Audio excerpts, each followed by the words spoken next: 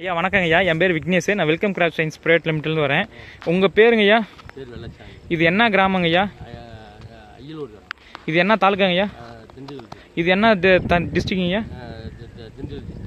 ஐயா இப்போ நம்ம WS 245 Welcome Crop Science Private லிமிட்டில் இந்த ரகம் போட்டிருக்கீங்க. அது எப்படிங்க ஐயா இருக்குது? நான் 10 வருஷமாக செய்தி நல்லா இருக்கு, எந்த கோளாறும் இல்லை. ஓகேங்க ஐயா, இப்போ இது எந்த மார்க்கெட்டு போயிட்டுருக்கீங்க? அதான் திருச்சி போகுது, மணப்பாறை போகுது, வைஎம்டி போகுது, சந்தைக்கும் போகும்.